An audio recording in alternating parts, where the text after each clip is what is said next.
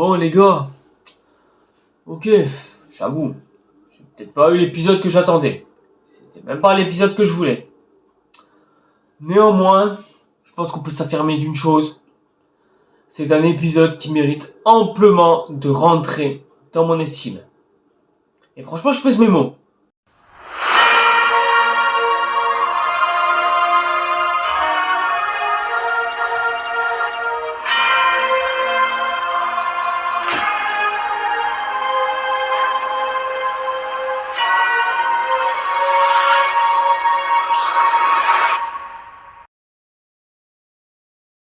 Et donc bonsoir et bonjour tout le monde, c'est Redsatir et aujourd'hui cette fois-ci c'est le 9ème épisode de House of the Dragon, putain.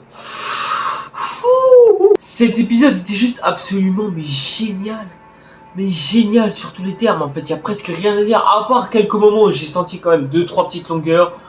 Mais honnêtement, franchement, c'est vite passé juste après. Hein. House of the Dragon est juste l'une des meilleures séries, ce n'est peut-être même la meilleure série de toute la décennie.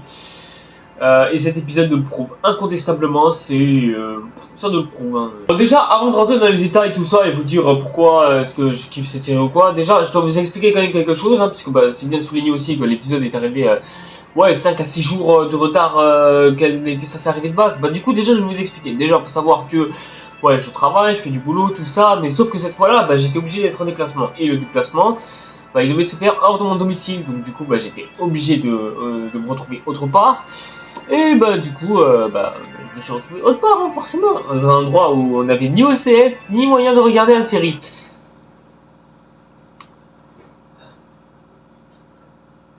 Faut que j'aille. Donc ouais, ne plus avoir Twitter pendant quelques mois, enfin quelques jours du coup, puisque quelques mois ce serait un peu là. Ouais, c'est juste pour éviter les spoils, hein, bien évidemment, c'était juste pour ça. Alors évidemment, Rhaenyra et Daemon ne sont malheureusement pas présents dans cet épisode, ce qui est malheureusement dommage, hein. J'aurais vraiment bien aimé voir leur tronche, mais bon, je pense que ça arrivera au prochain épisode. Bon après, j'ai envie de dire, ok c'est peut-être triste, mais bon c'est pas plus triste que l'épisode en lui-même, parce que comment dire à quel point est-ce que l'épisode commence d'une beauté mais absolument magistrale. Bon ok, ça rappelle l'Angleterre, j'avoue. Bon déjà, parlons de l'ambiance. Elle est juste mais magistrale. Mais tellement magistrale.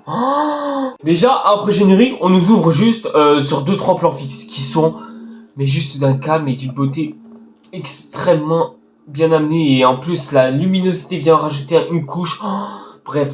Genre vraiment, dès le début, on est mis dans l'ambiance. Et aussi, ça déconfirme ce que j'ai dit dans l'épisode précédent, hein, puisque j'avais dit que Viserys serait peut-être vivant dans le prochain épisode. Mais bon, au final, il aura bien vécu, ce Gadjo, hein, c'est déjà pas si mal. Tout ça pour ensuite nous laisser au beau milieu d'un stress monumental, puisque je vous rappelle quand même que le roi est mort, donc du coup... ça s'est passé quoi en fait après tout ça, je comprends pas, qu'est-ce qui se passe là? Juste ouais, c'est dommage en fait que l'on n'ait pas eu... l'enterrement de ce dernier, hein, ça aurait été je pense énorme en fait de pouvoir nous laisser avec son enterrement à Viserys. Mais bon, c'est comme ça en fait. Ensuite, Alicent.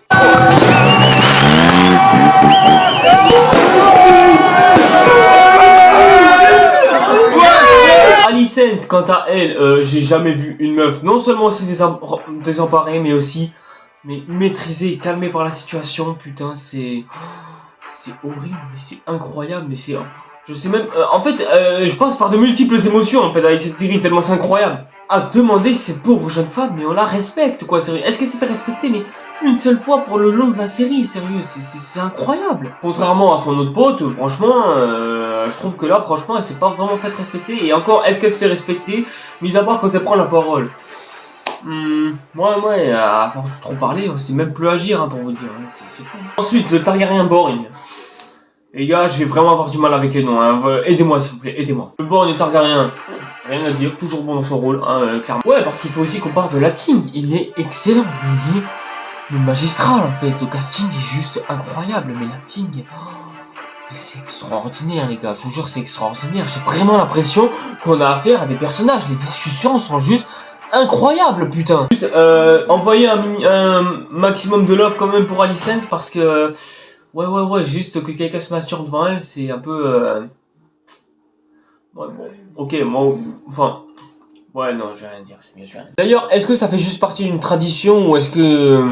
Non, non, parce que je pose la question juste comme ça, parce que dans Game of Thrones, il n'y avait pas ça, et ce genre de truc est mentionné nulle part, enfin, en tout cas dans mon cerveau. Donc, s'il vous plaît, dites-moi si ce genre de truc, ça se pratique souvent en général, parce que, voilà, je voudrais juste m'en assurer et me poser les bonnes questions, en fait. Parce que je prenais du bon pied jusqu'à ce moment-là, et... Voilà, juste pour m'en assurer. Attends, du bon pied... Putain! Ensuite, faut qu'on parle de Port-Réal. Alors certes, dans l'épisode 4, on nous a aussi fait voyager autour de Port-Réal, mais là, on a affaire à un Port-Réal vraiment fait de jour. Parce que de base, on a toujours vu Port-Réal de jour dans Game of Thrones, c'est vrai. Mais le truc, c'est que vraiment, on a vraiment affaire à un tout autre type de Port-Réal. Genre pas le Port-Réal qui kidnappe la merde ou je sais pas quoi, ou on se croirait dans la cité d'Arennerie ou je sais pas où là. Bah là, vraiment, on nous refait voyager autour de Port-Réal et c'est plutôt plaisant. Quant à Aegon, franchement, je sais pas quelles sont ses pensées, mais vraiment, c'est un personnage quasi... mais extraordinaire, mais vraiment c'est un personnage extraordinaire pour de vrai. En plus de ça, l'acteur il est excellent. Comme je vous dis que j'adore ce casting, franchement vous avez pas fait du tout les mauvais choix. Franchement c'est super bien choisi. Si tu rajoutes à ça la rébellion de la jeune femme que l'on appelle la reine qui n'a jamais été reine quoi, enfin la reine qui n'est jamais fut, ou la reine qui n'a jamais été, enfin bref une reine qui jamais quoi. Eh bien t'obtiens un épisode, mais un épisode quasiment super bien mixé. C'est extraordinaire. Ah, je vous jure, c'est extraordinaire. J'ai rêvé, clairement, c'est ouf, putain, c'est ouf en fait. J'ai pas eu l'épisode que je voulais, où je voulais que ça tiens pas en piou piou ou je sais pas quoi. Non, quoique non, je voulais que ça fasse ching ching chang chang. Bon, ok, il y avait ching ching, mais pas chang chang quoi. Bon, on a quand même eu du boum boum. Et pas du vroom vroom à moha, laisse tomber l'idée.